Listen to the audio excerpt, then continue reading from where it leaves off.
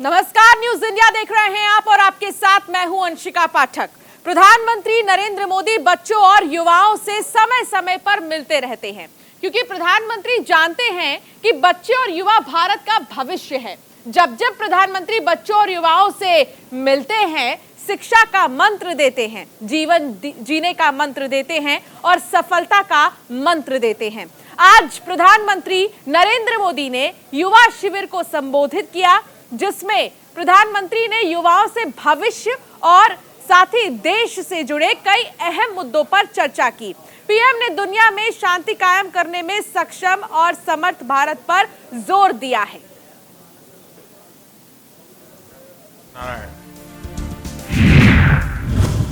PM का युवा को समर्थ भारत का महामंत्र। समर्थवान भारत से दुनिया को नई उम्मीद।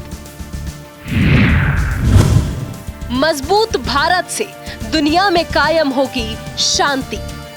प्रधानमंत्री नरेंद्र मोदी ने दुनिया में शांति कायम करने के लिए भारत के ताकतवर और सक्षम होने पर जोर देने की बात कही। दरअसल प्रधानमंत्री ने गुजरात के वडोदरा में स्वामी नारायण मंदिर में आयोजित युवा शिविर को संबोधित किया। इस मौके पर प्रधानमंत्री ने वीडियो कॉन्फ्रेंसिंग से युवाओं को संबोधित करते हुए उनकी हौसला अफजाई की। उन्होंने कहा कि मुझे विश्वास है कि इस शिविर से युवाओं में नई ऊर्जा का संचार होगा। ये प्रयास है हमारी पहचान और गौरव के अभ्युदय का। ये प्रयास है हमारे राष्ट्र के अभ्युदय का। मुझे विश्वास है और मेरे युवा साथी जब इस शिविर से जाएंगे तो वो अपने भीतर एक नई ऊर्जा महसूस करेंगे, एक नई स्पष्टता और चेतना का संचार अनुभव करेंगे। नई सोच और पुराने दर्शन पर पीएम का जोर। पीएम मोदी ने इस मौके पर देश के युवाओं को मजबूत भारत बनाने का महामंत्र दिया। उन्होंने कहा कि नई सोच और शक्ति से भारत मजबूत होगा और तेजी से आगे बढ़ेगा। प्रधानमंत्री ने जोर देकर कहा कि हम न्यू इंडिया के निर्माण का संकल्प लेना चाहते हैं ताकि देश इस दिशा में आगे बढ़े। मोदी ने कहा कि नई सोच के साथ हमें अपनी पुरानी परंपराओं को भी साथ लेकर आगे बढ़ना है, क्योंकि आज के हालात में भारत का पुराना दर्शन भी बेहद प्रभावी है। नए भारत के निर्माण के लिए सामूहिक संकल्प ले रहे हैं, सामूहिक प्रयास कर रहे हैं। एक ऐसा नया भारत जिसकी पहचान नई हो, आधुनिक हो, फॉरवर्ड लुकिंग हो और परंपराएं प्राचीन मजबूत नींव से जुड़ी हुई हो। ऐसा नया भारत जो नई सोच और सदियों पुरानी संस्कृति दोनों को एक साथ लेकर आगे बढ़े और पूरी मानव जात को दिशा दे। प्रधानमंत्री नरेंद्र मोदी ने इस मौके पर रूस यूक्रेन के बीच जारी जंग का हवाला देते हुए कहा कि जंग की वजह से बिखरी ग्लोबल फूड सप्लाई पर असर पड़ेगा। इतना ही नहीं, कोविड के दौर में भारत ने दुनिया को टीके मुहैया कराए। वहीं पीएम ने कहा कि संकट के दौर से दुनिया को बाहर निकालने में भारत की अहमियत काफी बढ़ गई है। भारत दुनिया की नई उम्मीद बनकर उभरा है। बिखरी हुई सप्लाई चेन्स के बीच आत्मनिर्भर भारत की उम्मीद तक वैश्विक अशांति और संघर्षों के बीच शांति के लिए एक सामर्थ्यवान राष्ट्र की भूमिका तक भारत आज दुनिया की नई उम्मीद है। असंभव को संभव बनाता भारत। प्रधानमंत्री नरेंद्र मोदी ने कहा कि हिंदुस्तान ने पूरी मानवता को योग एवं आयुर्वेद का रास्ता दिखाया है। इसके साथ भारत सॉफ्टवेयर से लेकर अंतरिक्ष के क्षेत्र में तेजी से उभर रहा है। प्रधानमंत्री मोदी ने कहा कि दुनिया को भारत में नई संभावनाएं दिख रही हैं, क्योंकि सरकार का काम करने का तरीका बदल गया है, समाज की सोच बदली है और जन भागीदारी बढ़ गई है। हम सॉफ्टवेयर से लेकर स्पेस तक एक नए भविष्य के लिए तत्पर देश के रूप में उभर रहे हैं। साथियों, आज भारत की सफलता हमारे युवाओं के सामर्थ्य का सबसे बड़ा सबूत है। आज देश में सरकार के कामकाज का तरीका बदला है, समाज की सोच बदली है और सबसे खुशी की बात यह है कि जन भागीदारी बढ़ी है। पीएम ने संस्कार का मतलब समझाया।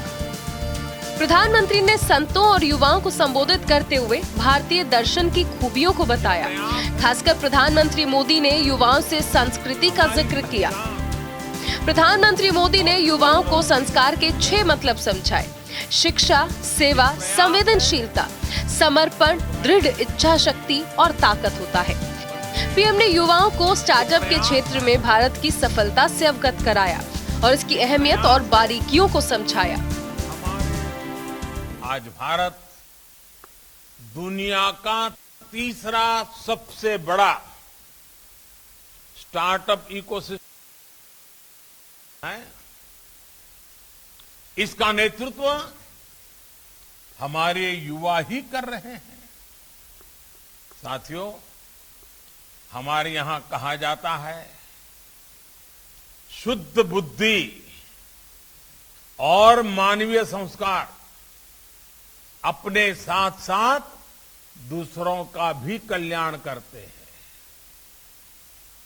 अगर बुद्धि शुद्ध है तो कुछ भी असंभव नहीं, कुछ भी अप्राप्य नहीं। बहरहाल पीएम ने अपने संबोधन में युवाओं को नई ऊर्जा का महामंत्र देते हुए शुभकामनाएं दी। उन्होंने कहा, भारत अपनी प्राचीन परंपराओं के साथ नई सोच के साथ आगे बढ़ेगा और दुनिया को मुश्किल वक्त में राह दिखाता रहेगा। Bureau report, news India. तो सुप्रीम कोर्ट से नवजोत सिंह सिद्धू को झटका लगा है। 3 दशक से ज्यादा पुराने मामले में सिद्धू को 1 साल की सजा सुनाई गई है। नवजोत सिंह सिद्धू को पहले इस मामले में राहत मिल गई थी, लेकिन रोड रेज में मारे गए शख्स के परिवार ने इस मामले में रिव्यू पिटीशन दायर की थी और अब उनकी मुश्किलें बढ़ गई हैं।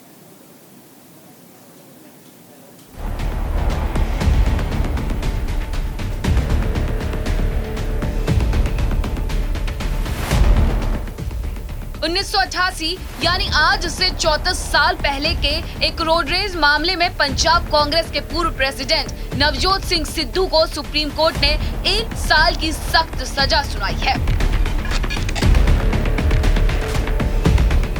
दरअसल पटियाला में सिद्धू के हमले में एक बुजुर्ग की मौत हो गई थी। कोर्ट ने 4 साल पहले दिए अपने फैसले को बदल दिया है।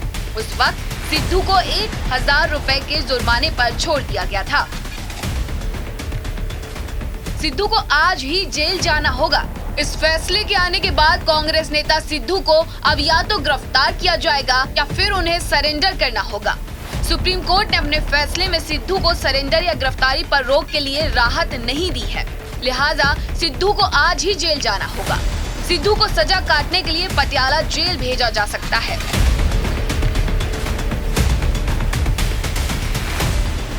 नवजोत सिंह सिद्धू पर आईपीसी की धारा 323 के तहत 34 साल पहले केस दर्ज हुआ था, जिसमें अधिकतम 1 साल तक की सजा होती है।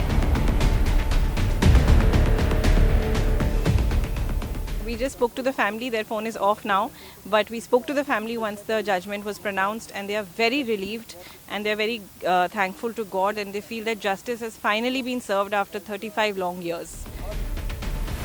3 दशक से ज्यादा पुराना है मामला। आइए आपको इस पूरे मामले के बारे में बताते हैं। नवजोत सिंह सिद्धू 27 दिसंबर 1988 की शाम अपने दोस्त रुपिंदर सिंह संधू के साथ पटियाला के शेरावाली गेट की मार्केट पहुंचे। उस वक्त सिद्धू एक क्रिकेटर थे। उनका अंतर्राष्ट्रीय कैरियर 1 साल का था। कार पार्किंग को लेकर सिद्धू की 65 साल के बुजुर्ग गुरनाम सिंह से कहासुनी हुई। सिद्धू ने गुरनाम सिंह को मारकर गिरा दिया। गुरनाम सिंह को अस्पताल ले जाया गया, लेकिन उनकी मौत हो गई। रिपोर्ट के मुताबिक गुरनाम सिंह की मौत हार्ट अटैक से हुई। सिद्धू और रुपिंदर पर गैर इरादतन हत्या का केस दर्ज हुआ। 1999 में सेशन कोर्ट ने केस को खारिज कर दिया। 2002 में पंजाब सरकार ने सिद्धू के खिलाफ हाईकोर्ट में अपील की। दिसंबर 2006 को हाईकोर्ट का फैसला आया। सिद्धू और संधू को दोषी ठहराते हुए 3 साल कैद की सजा सुनाई। सिद्धू पर 1 लाख रुपए का जुर्माना भी लगा। नवजोत सिंह सिद्धू ने लोकसभा से इस्तीफा दिया। 2006 में हाईकोर्ट के फैसले को सुप्रीम कोर्ट में चुनौती दी। सुप्रीम कोर्ट ने हाईकोर्ट के फैसले पर रोक लगा दी। 15 मई 2018 को सुप्रीम कोर्ट ने सेक्शन 323 के तहत दोषी पाया, लेकिन सिद्धू गैर इरादतन हत्या के तहत दोषी नहीं पाए गए। सुप्रीम कोर्ट ने महज जुर्माना लगाकर सिद्धू को छोड़ दिया। 2018 को सुप्रीम कोर्ट रिव्यू पिटीशन पर सुनवाई के लिए तैयार हुआ। सिद्धू को सजा होने के बाद सियासत तेज हो गई है। बीजेपी ने सिद्धू पर हमला बोला है और कहा है कि कोई शख्स कानून से ऊपर नहीं है। इससे पहले नवजोत सिंह सिद्धू ने सुप्रीम कोर्ट का फैसला आने के बाद ट्वीट करके कहा कि कोर्ट की महानता के आगे नतमस्तक हो। जुडिशरी जो भी उनका चाहे कोई कितना बड़ा हो, उनको ये चीज़ें वे नहीं करती। उन्होंने जो सही डिसीजन है, तो मैंने जो भी डिसीजन दिया है जुडिशरी ने, तो ठीक है, उसको हमें सर झुका के मानना चाहिए। देखिए, एक निजी मामला है, राजनीतिक मामला नहीं है, कोर्ट का फैसला है और मुझे लगता है कि कोर्ट के फैसले पे किसी को टिप्पणी नहीं करनी चाहिए। अगर उनको लगता है कि ये गलत है तो वो उसके ऊपर अपील कर सकते हैं। पंजाब हाई कोर्ट ने उनके अगेंस्ट डिसीजन दिया था और बहुत देर से ये केस उनके पॉलिटिक्स आने से पहले का चल रहा है और आज उनके अगेंस्ट जो डिसीजन आया हाई कोर्ट ने जो किया था, मेरे ख्याल उनकी 3 साल की सज़ा थी, उससे कम करके 1 साल कर दी है। तो जो सुप्रीम कोर्ट ने डिसीजन दिया है वही हमारी सर्वोच्च अदालत है, उसको कोई चैलेंज नहीं कर सकता। जो उनका डिसीजन है हम सब उसकी रिस्पेक्ट करते हैं और ऑनर करते हैं। बहरहाल क्रिकेटर से नेता बने नवजोत सिद्धू के सितारे गर्दिश में चल रहे हैं।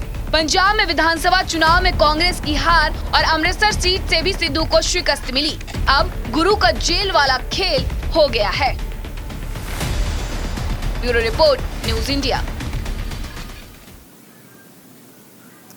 अब बात करते हैं आजम खां की। समाजवादी पार्टी नेता और पूर्व मंत्री आजम खां को सुप्रीम कोर्ट से अंतरिम जमानत मिल गई है। अपना फैसला सुनाते हुए सुप्रीम कोर्ट ने कहा कि आजम खां की जो जमानत की शर्तें हैं ट्रायल कोर्ट तय करेगा। जमानत के लिए आजम खां को अदालत में 2 हफ्ते के भीतर अर्जी देनी होगी। इसी पर देखिए एक स्पेशल रिपोर्ट।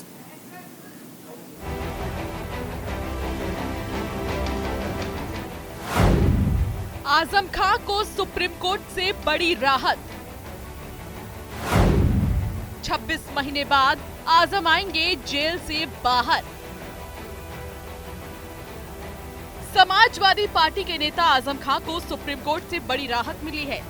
सुप्रीम कोर्ट ने आजम खां को अंतरिम जमानत दे दी है। फैसला सुनाते हुए सुप्रीम कोर्ट ने कहा कि लंबित पड़े मामलों में आजम को निचली अदालत से नियमित लेनी पड़ेगी, लेकिन कोर्ट ने कहा कि नियमित जमानत मिलने तक अंतरिम जमानत जारी रहेगी।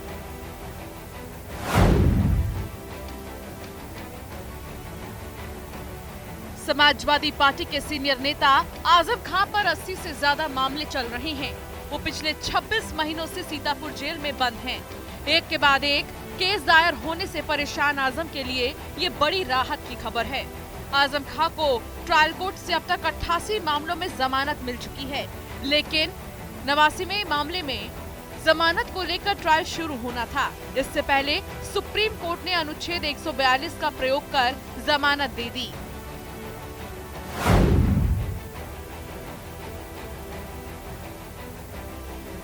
सुप्रीम कोर्ट ने 17 मई को उत्तर प्रदेश रामपुर जिले के कोतवाली थाने से जुड़े एक मामले में समाजवादी पार्टी के नेता आजम खान की अंतरिम जमानत याचिका पर फैसला सुरक्षित रखा। उत्तर प्रदेश सरकार ने जेल में बंद समाजवादी पार्टी के नेता आजम खान की जमानत याचिका का विरोध किया। उन्हें भूमि कब्जा करने वाला और आदतन अपराधी बताया। वहीं आजम खान के बेटे अब्दुल्ला आजम खान ने कोर्ट का शुक्रिया अदा किया है। शिवपाल यादव ने भी ट्वीट कर खुशी जाहिर की।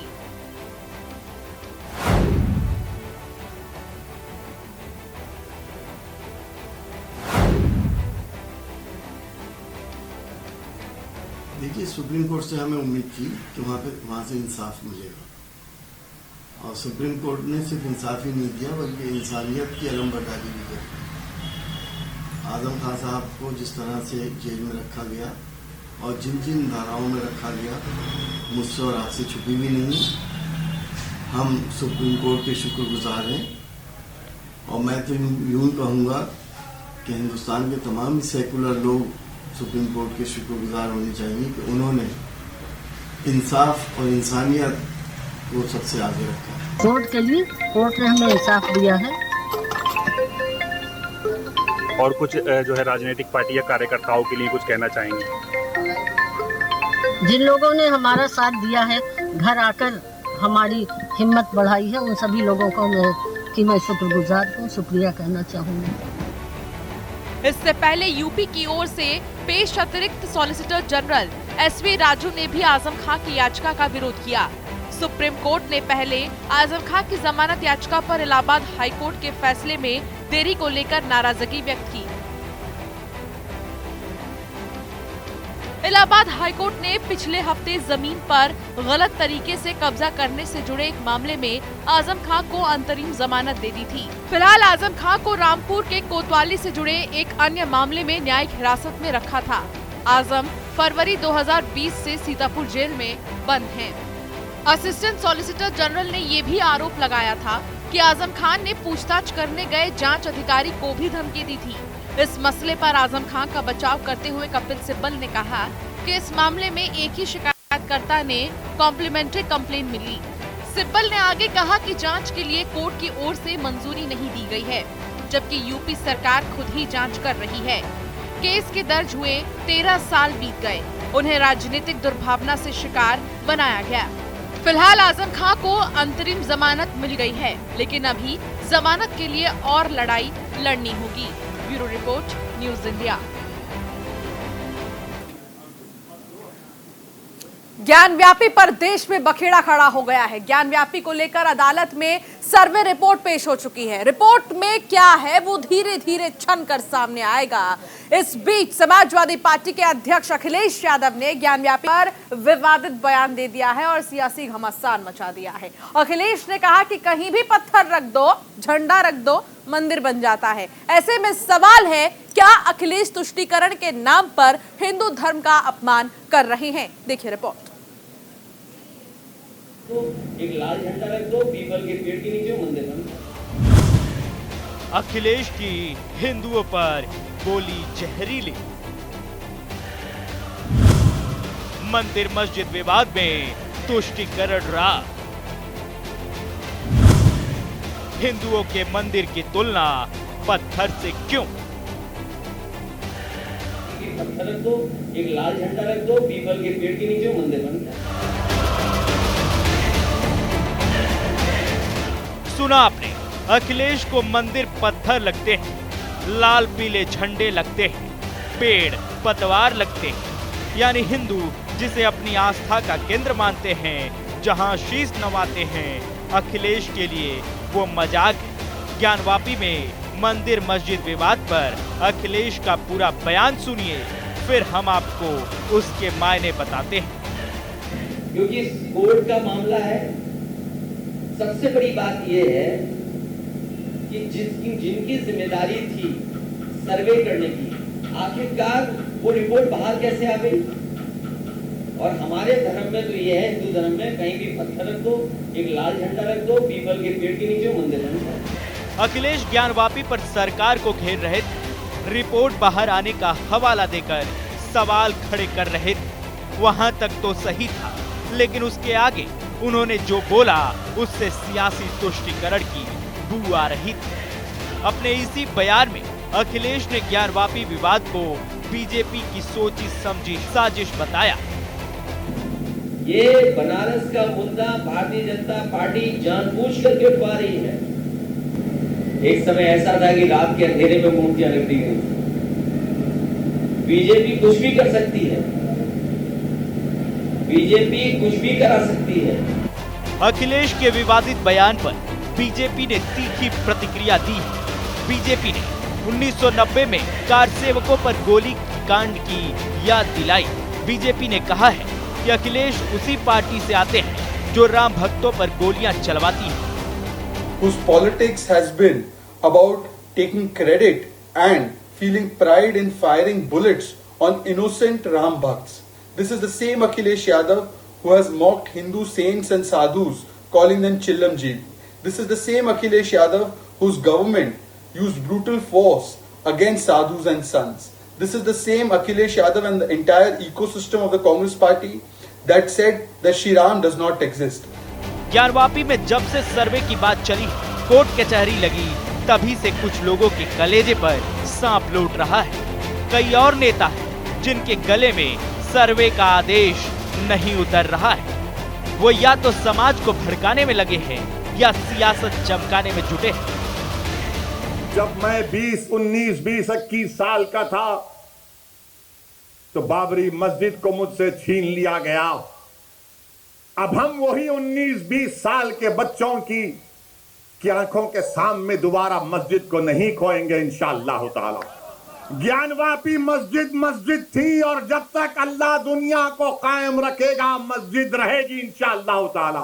ये राजनीति का प्रश्न नहीं है हमारे लिए।